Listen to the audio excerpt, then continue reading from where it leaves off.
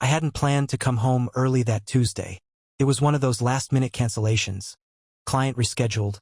Rain made the roads too slick to bother with errands, and I figured I'd surprise her with dinner. I had Thai in the passenger seat, still warm. I even remembered to grab her favorite mango sticky rice. The little details you hold on to later, like they'll explain anything. When I opened the door, I knew something was off before I even took a step inside. The hallway smelled like cologne. Not mine. Not even the kind I'd ever wear. It was sharper, artificial. Arrogant. The kind that thinks it deserves attention.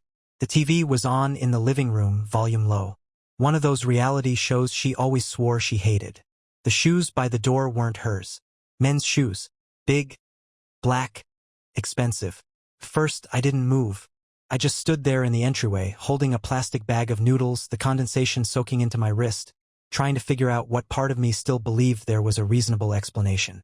Maybe it was a delivery guy. Maybe a friend. Maybe someone from work stopping by, though she never brought people over. Ever. Then I heard it. A laugh. Low. Male. Came from upstairs. My legs moved before I even told them to. Not slow. Not careful. Just forward. Like I had stepped onto a conveyor belt and couldn't get off. The hallway narrowed. Each step up the staircase felt like a dare. I didn't even make it to the bedroom. Halfway up, her voice cut through the silence like glass. No, he's clueless. Always has been. You could slap him with the truth and he'd thank you for the attention. Silence. Then his voice. Smooth. Bored. So why haven't you just left him? Another pause. I swear the walls leaned in to hear her answer. Because it's comfortable. Because he's safe. And because if this falls apart, I'll need a backup. That's when I turned around. I didn't yell. I didn't charge in. I didn't drop the food or break something or scream into the ceiling like you think you would in that moment. No. I walked back down the stairs, set the bag on the kitchen counter, and went into the garage. I sat in the car. Engine off. Keys in hand. Everything suddenly too quiet, like the air was thickening around me, trying to muffle the truth. I stayed there for an hour. I didn't cry. I didn't think. I just sat. My whole life, everything I had built with her, reduced to a sentence. If this falls apart, I'll need a backup. I wasn't even a person in her eyes. I was a safety net. A fallback plan. Plan B. When I finally went back inside, the shoes were gone. The living room was spotless. Her perfume had replaced the cologne. Like she had wiped his scent off the walls with a spray bottle and a lie. She was in the kitchen, barefoot, stirring tea like nothing had happened. Like I hadn't heard everything. Hey babe, she said, looking over her shoulder. You're home early. I didn't say a word. I just looked at her. And she looked back. Smiling. Like she'd already rewritten the script and expected me to play along. Part of me wanted to scream, to grab the mug and throw it across the room, to shatter the silence with something louder than my thoughts. But instead, I asked one question. Who was he? The smile cracked, just for a second. But it was enough. She turned slowly, leaned against the counter like she was posing for a magazine cover, and tilted her head. Are we really doing this? Yes, we were. And we'd be doing it all the way down. She didn't answer me. Not right away. Just looked me dead in the eyes and took a sip of her tea, like the question was beneath her. I watched her lips touch the rim of the mug with the kind of cold control that tells you everything about a person. Not flustered, not scared, just calculating. Then she said, "It doesn't matter who he is. You're asking the wrong question." I blinked. What? She rolled her eyes, set the mug down too hard, and crossed her arms like she was the one being wronged. You think this is about him? No, Kyle. It's about you. You've been emotionally asleep for years. You don't ask. You don't notice. You just exist next to me like a lamp I can't unplug. I didn't even know what to say. The woman who used to wrap her arms around me in the middle of the night like I was her anchor was now standing there spitting on our entire life together like it was a job she couldn't wait to quit. You're being dramatic, I managed. You could have talked to me. You didn't have to lie. She laughed. Not a nervous laugh. A sharp, knowing one, like I just walked into her trap barefoot. Oh, sweetie, you think I haven't tried? You think I haven't screamed inside my own head every time I come home and see you in the same hoodie, watching reruns, asking how my day was like a robot trying to simulate interest? I did talk to you. You just didn't listen. I stared at her. So you cheated on me because I asked how your day was? She raised a brow. You cheated me of feeling alive. He just reminded me I still can. Something inside me snapped. Not loud. Not violent. Just clean. Like a branch breaking under snow. I stepped closer. Say his name. She blinked. Just once. Why? Because I want to see if it still tastes like betrayal when you say it out loud. That finally cracked her. She flinched. A small, involuntary twitch at the corner of her mouth. It was the first human thing she'd done all night. I waited. And when she realized I wouldn't move, wouldn't blink, wouldn't drop this like every other fight she thought she could win with cold detachment, she whispered it. Derek. I said nothing. But my jaw tightened. Not because I knew a Derek. Not because it made it more real. But because the way she said it, soft, almost reverent, like the name itself had weight and warmth and history. She didn't say my name like that anymore. Hadn't in years. I walked past her, grabbed my keys off the counter. Where are you going? She asked. Somewhere real, I said. Somewhere I'm not a placeholder. She didn't stop me. She didn't even move. Just watched me leave with that same blank calm she'd perfected over time. I think she thought I'd be back. I think she thought I'd crawl back with a sad little text or apology for overreacting. But she didn't know yet. She didn't know I'd heard more than just her words upstairs. She didn't know I'd recorded it. And she didn't know I'd sent it to one person. Her boss. I didn't go far that night. Just drove around, half hypnotized by streetlights and static on the radio.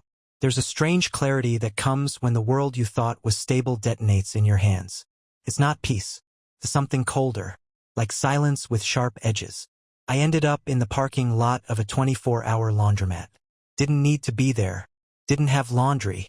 Just sat there watching some guy in flip-flops fold towels like his life depended on it. And while I sat, I stared at my phone at the file. 36 seconds of audio. Hannah's voice, cruel and clean. The other guy's voice, smug and slouched. Their little duet of contempt. Like they were rehearsing for a show I never auditioned for. And 1 minute before I stepped out of the car, I sent it. To her boss, Mitchell Carr. Here's what you need to know about Mitchell. He's not just a boss. He's the CEO. Family-run company. Old-school values. The kind of guy who built his business on trust and appearance and absolutely does not tolerate drama. Especially not drama with clients, which Derek happened to be a major account and by the sound of it, more than just a side piece. He was funding campaigns. The golden boy. I didn't include a message. Didn't need one. Just the audio. Let it speak louder than I ever could. I slept in the car that night. Didn't care where I was. I just wanted to exist outside the perimeter of lies. Next morning, my phone blew up at 6:42 a.m. 1 missed call. 3 messages. All from her. The last one stopped me cold. What did you do? No good morning. No come home. Just that. I didn't respond. I just scrolled through the news. I didn't expect to see anything, but then, jackpot. Mitchell wasn't subtle. Word spread through their office like blood in water.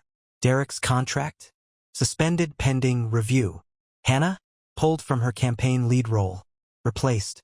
Moved to internal-only operations, corporate purgatory. And it wasn't just the demotion. It was the talk. See, when you build a reputation on polish, on power couple aesthetics and charm, and then your coworkers hear you bragging about screwing a client on the side while keeping your husband as a backup plan, they don't forget. The texts got worse. From Hannah. Desperate now. Please, can we talk? I didn't mean what I said. You have to believe me. They're treating me like garbage at work. You ruined everything. That last one made me laugh. Actually laugh. Because no, I didn't ruin anything. She did. She set the house on fire and blamed me for choking on the smoke. By noon, I was back at the house. I didn't plan to argue. Just to collect what I needed. She was already there, pacing like a fox caught in its own trap. Her makeup was smeared, like she tried to hold it together and failed. The second I opened the door, she launched at me. You told Mitchell? You had no right. I held up a hand. I had every right. You dragged me into your mess. I just sent the truth where it belonged. You don't understand how this works. She spat. No, I said. You don't. You've been living in this fantasy where you get to lie, cheat, and still collect loyalty points. I just cut off your credit. She actually stomped her foot, like a tantrum. Couldn't believe it.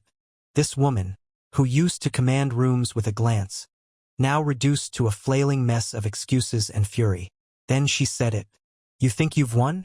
You think ruining this job will make me come crawling back? I'll find better.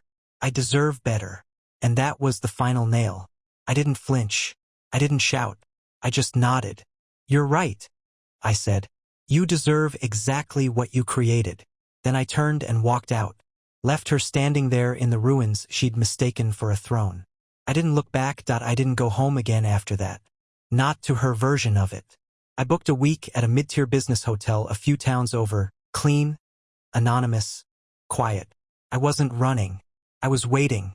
Day 3, I got a message from an old friend, Liam. We hadn't talked much in the last couple years, but he'd heard enough to reach out. He'd also once worked with Hannah. Not closely, but enough to know her type.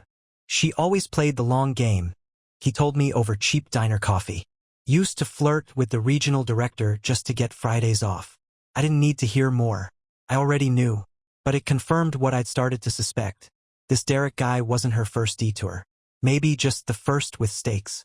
Back at the hotel that night, I went over our finances. Everything.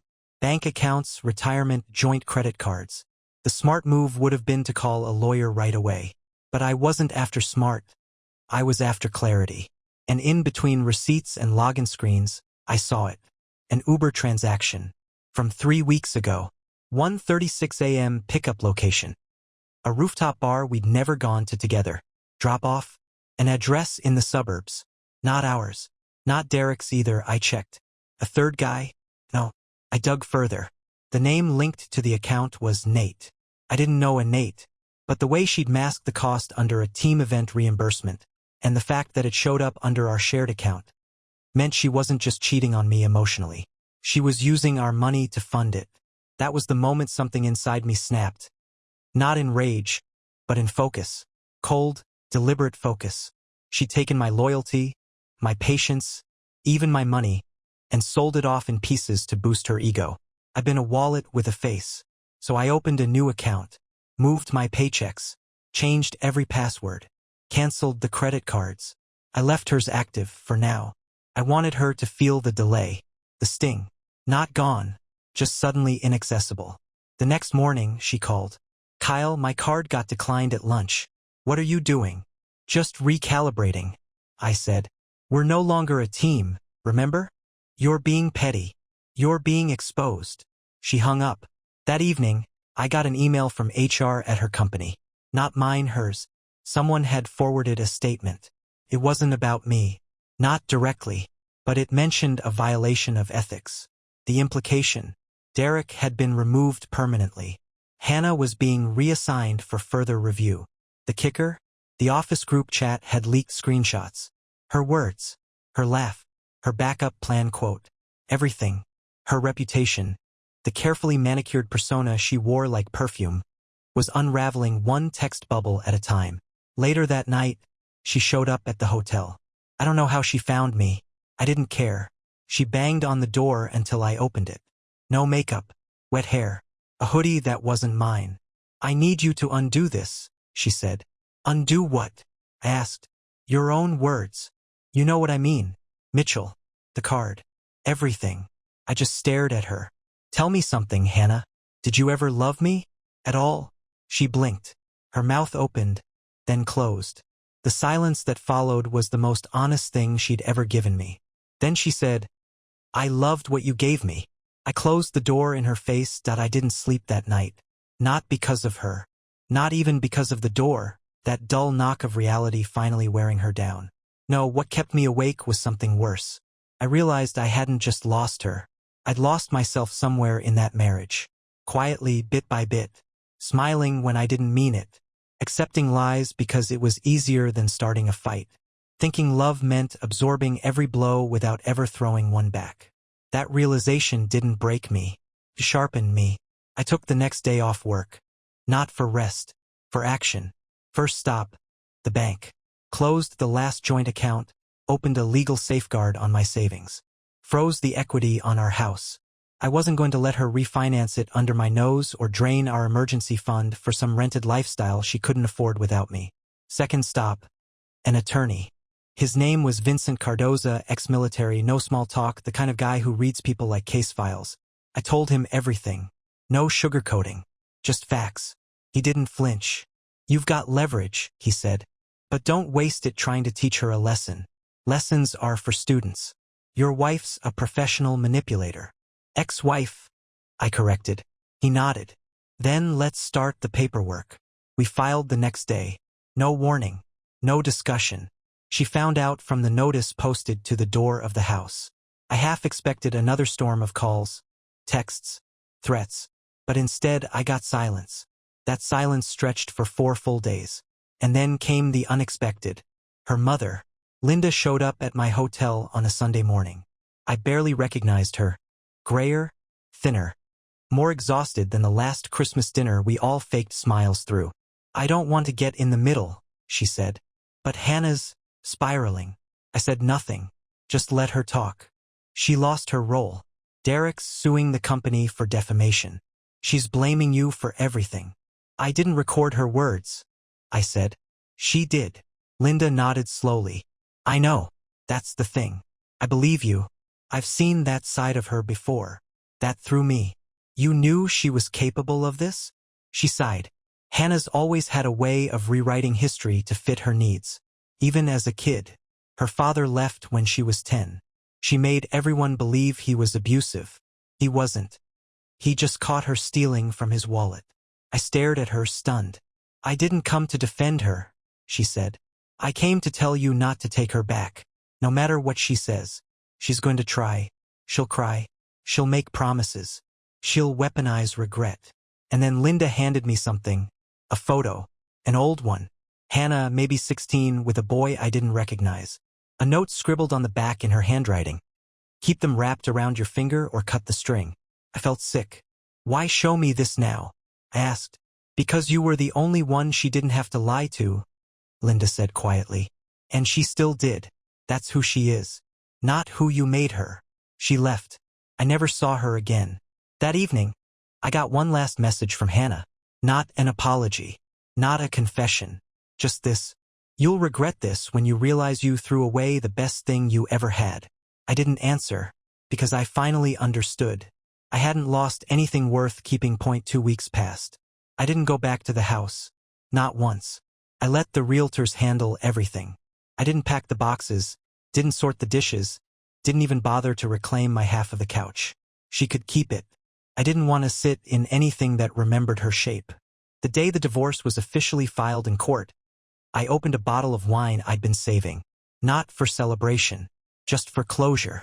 I drank alone on the balcony of a temporary rental, watching the city breathe like it didn't know my world had shifted. The next morning, something strange happened. I got a LinkedIn message. It was from Derek. Yes, that Derek. The message was short, almost clinical. Consider this professional courtesy. She told me you were violent. That's what she said to justify cutting contact when it all blew up. Just figured you should know. I stared at the screen, stunned, then reread it 3 times. Violent. That was her exit strategy? Paint me as a threat so she could save face with her new guy? I didn't respond. Didn't need to. But something about it hit harder than I expected. Not the lie itself, but how effortlessly she pivoted to it. Like burning one man's reputation was the price of preserving her own. She wasn't unraveling. She was evolving into something worse. The next time I heard about her was from Mitchell. He emailed me directly. Polite, curt, almost too clean. Appreciate the transparency. We've completed our internal review. Ms. is no longer with the company. We apologize for any personal distress this situation caused. That was it. One sentence to bury years of facade. A corporate obituary. She was out. And that's when the second storm hit. Hannah started texting again. But not angry this time. Not demanding. Soft. Can we talk? I'm not okay. I miss you. I didn't reply, so she tried again. You're not answering, and I don't blame you. But I want you to know I've changed. I'm in therapy. I'm trying to understand why I did what I did. The audacity of it made me laugh. Changed? She hadn't even sat with the consequences for a full month, and she was already crafting a redemption arc? I kept every message, just in case. I didn't reply to a single one, until the very last one came late at night. I was on a walk, earbuds in, when my phone buzzed. One line. "You'll never find someone who understood you like I did." This time I did answer. I typed, "That's the point." Blocked her after that. Email, number, socials, gone. Digital ghosts. And for the first time in what felt like forever, I slept. Not heavily, not peacefully, but fully. Like my body finally stopped guarding the door to a war I didn't start. There's the strange phenomenon no one warns you about when a toxic relationship finally dies. You don't feel free right away. You feel disoriented. Like you've been breathing recycled air for so long that fresh oxygen burns your lungs. I'd been out of the house, out of her orbit, out of her web for almost a month when I realized. I had no idea who I was anymore. My routines, my favorite foods, even the way I slept. It had all been shaped around her habits, her moods, her approval. I started noticing it in the dumbest ways. I'd reach for almond milk at the grocery store, then freeze, remembering I hate almond milk. That was her thing. I drink regular milk. Always have. But somewhere along the way I stopped buying it. Because she once said it grossed her out. Or when I turned on Spotify and heard a playlist, songs I didn't like. Songs I had never liked. Acoustic covers and sad indie folk she insisted was so deep. And yet, I'd memorized every lyric. She'd rewired me without my consent. Polished the edges off the man I used to be and installed herself like spyware, monitoring, adjusting, rewriting. That realization was more terrifying than any affair. Because it meant I had participated in my own erasure. And now I had to claw my way back. So I started small. New groceries. New music. I made a list of everything I hadn't done in years because she wouldn't like it. Went to the movies alone. Picked the loudest, most ridiculous action flick I could find. Ate popcorn for dinner. Drove 2 hours to a state park. Hiked in the rain. Got lost. Didn't care. And then one afternoon, I did something unexpected. I met someone. Not like that. Not romantically. Her name was Morgan. She worked in the same building where I'd rented a co-working space to get out of the hotel. She had a scar across her nose and laughed too loudly at her own jokes. She saw me eating lunch alone one day and just sat down. "You looked like you were about to start narrating your life in third person," she said. I laughed. Harder than I'd laughed in months. We didn't talk about love, or heartbreak, or betrayal. We talked about music, food, tattoos, bad jobs. It was simple, safe, strangely exhilarating. And the next time Hannah texted, I didn't even feel a flicker. Yes, she texted again. Somehow, she always found a new number. This time it was, "I heard you're seeing someone. So soon?" Wow. That one got under my skin. Not because it was true, it wasn't. But because it exposed how deeply she still believed she had access to me. That she still deserved updates. Explanations. Right. So I typed one last message. "You don't get to be shocked that someone's finally treating me like a human. You gave that privilege away." Blocked again. And this time, it stuck. Because this time, I wasn't just done with her. I was done with the version of me who needed her. I started noticing colors again. That's how I knew I was healing. Not the big things.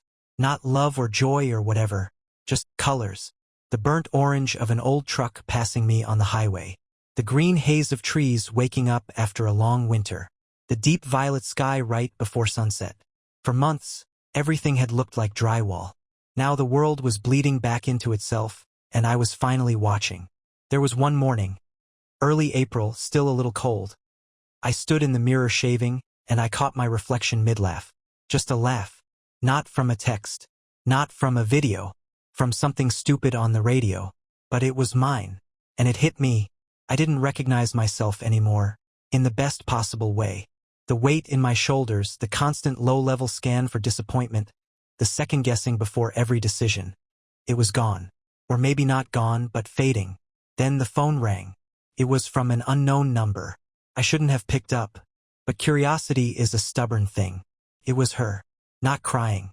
Not screaming. Just neutral. "You left a sweater," she said. "In the garage. One of your college ones." I waited for the trap. The twist. The emotional landmine. "That's okay," I said. You can keep it. Or throw it out. Pause. I didn't think you'd sound this different. You mean healthy? She didn't answer. Then, I thought we'd end up circling back. Eventually, my stomach turned. Not out of love, but rage, silent and slick. You still think you're the sun, don't you? I said. Still think everyone's on some orbit around you, waiting for permission to land. Silence. Then she tried it again. That same wounded tone she used to wear like armor. I know I messed up, Kyle. But I also know you're not some perfect victim in this. And that's when I felt it, the click. Not a physical sound. A moment of truth locking into place. I finally saw her for what she really was. Not a lost soul. Not a woman who made one mistake. But a person who chooses damage over honesty. Who builds relationships on leverage, not love. And I realized I didn't owe her understanding. She used my trust like a poker chip. Laughed about me behind closed doors. Then came back expecting open arms when the game turned on her. I didn't raise my voice. Didn't need to. You broke us, I said. You broke me. And then you watched. Not with regret, but curiosity. Like you wanted to see how far I'd fall. That's not fair. No, you're not fair. You're a walking transaction. I hung up. Didn't wait for her to finish. Didn't save the number. And as I stood there, phone still warm in my hand, I felt something rush in, like oxygen in a vacuum. She was out of me, finally, fully. And the silence she left behind? It was beautiful. It was a Tuesday morning when the final twist came. I was mid-meeting at work, half listening to a presentation about quarterly metrics, when my phone buzzed. 3 times. Same number. Unknown but local. I ignored it. A 4th buzz. Then a text. She showed up here. Thought you should know. It was from a guy named Thomas. He was a junior partner at a firm where my company shared office space. I barely knew him, small talk in the elevator kind of relationship. But I'd mentioned the divorce in passing once during a fire drill. Your ex, she's in the lobby, asking the front desk if they can leave a note on your car. She looks off. I left the meeting without a word. When I got to the lobby, she was standing near the windows, arms crossed, sunglasses too big for her face. Not dressed up, not seductive, just messy. The fake calm on her face cracked when she saw me. You blocked everything, she said. I didn't know where else to go. Then don't go anywhere. Just stay gone. She blinked, like I'd slapped her. You don't mean that. I do. You just didn't expect me to. Then she tried a new tactic, tears. Real or fake, I couldn't tell anymore. It didn't matter. I don't have anyone left, she whispered. That's not my fault, I said. That's the price. She stepped closer. You think this is easy for me? I lost my job.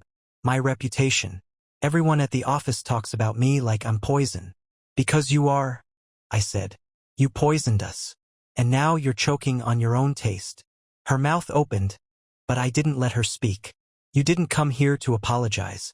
You came to see if I'd still bend. If I'd break. If you still had a string tied to some old version of me. Silence. I don't, I said. She tried again. Softer. Kyle, please. I don't know who I am anymore. You're the same person who looked a man in the eye and said he was your backup plan. That stopped her. Hard. I leaned in, voice low. You made me the punchline of your private joke. And now you want me to be your rescue. She looked away. You weren't just unfaithful, I said. You were proud of it. You laughed about it. You treated me like background noise. And now you're standing here asking for a second act. Nothing. Just the weight of everything she never expected me to say. I stepped back. There's no act 2. You spent that credit. You spent me. Then I turned around. She didn't follow. Didn't shout. She just stood there. Surrounded by people who didn't care who she was anymore. Her power, the charm, the image, the carefully painted mask had no currency left.